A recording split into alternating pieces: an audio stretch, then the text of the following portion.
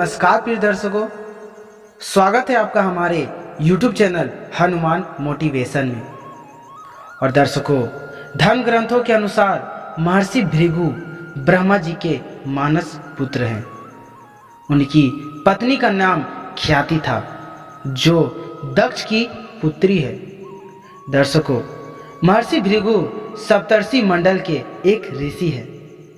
सावन और भाद्रपाद में वे भगवान सूर्य के रथ पर सवार रहते हैं।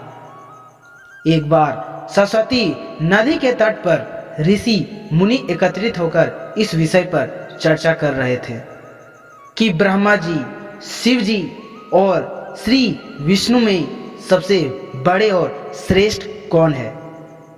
इसका कोई निष्कर्ष ना निकलता। उन्होंने त्रिदेवों की परीक्षा लेने का निश्चय किया और ब्रह्मा जी के मानस पुत्र महर्षि भृगु को इस कार्य के लिए नियुक्त किया। दर्शकों, महर्षि भृगु सर्वप्रथम ब्रह्मा जी के पास गए। उन्होंने न तो प्रणाम किया और न ही उनकी स्तुति की। यह देख ब्रह्मा जी बहुत क्रोधित हो उठे। क्रोध की अधिकता से उनका मुख लाल हो गया, लेकिन फिर यह सोचकर कि ये उनके पुत्र हैं, उन्होंने हृदय में उठे क्रोध के आवेग को विवेक बुद्धि में दबा लिया। वहां से महर्षि भृगु कैलाश गए। देवादि देव भगवान महादेव ने देखा कि भृगु आ रहे हैं, तो वे प्रसन्न होकर अपने आसन से उठे और उनका आलिंगन करने के लिए भुजाएं फैला दी। किंतु उनकी परीक्षा लेने के लिए भृगु मुनि उनका आलिंगन अस्वीकार करते हुए बोले, महादेव, आप सदा वेदों और धर्म की मर्यादा का उल्लंघन करते हैं। दुष्टों और पापियों को आप जो वरदान देते हैं, उनसे सृष्टि पर भयंकर संकट आ जाता है। इसलिए मैं आपका आलिंगन कदापि नहीं करूंगा। उनकी बात सुनकर भगवान शिव क्रोध से तिलमिला उठे।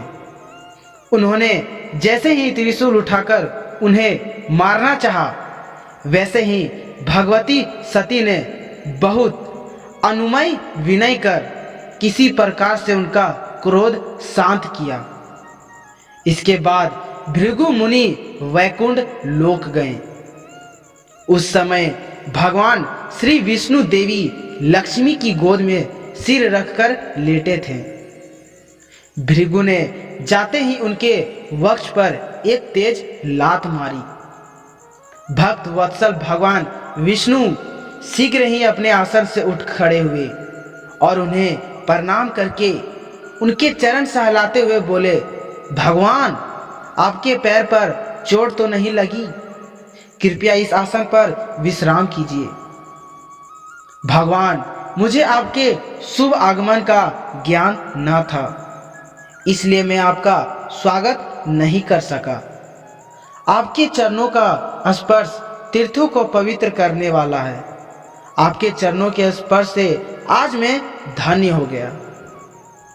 भगवान विष्णु का यह प्रेम व्यवहार देखकर महर्षि भृगु की आंखों से आंसू बहने लगे। उसके बाद वे ऋषि मुनियों के पास लौट आए और ब्रह्मा जी, शिव जी और श्री विष्णु के यहाँ के सभी अनुभव विस्तार से कहकर बताया। उनके अनुभव सुनकर सभी ऋषि मुनि बड़े हैरान हुए और उनके सभी संदेह दूर हो गए। तभी से वे भगवान विष्णु को सर्वश्रेष्ठ मानकर उनकी पूजा अर्चना करने लगे। तो दर्शकों, आपको ये वीडियो कैसी लगी कमेंट में जरूर बताना। और जो भी भगवान विष्णु के भक्त हैं, वो कमेंट में भगवान विष्णु जरूर लिखे। धन्यवाद।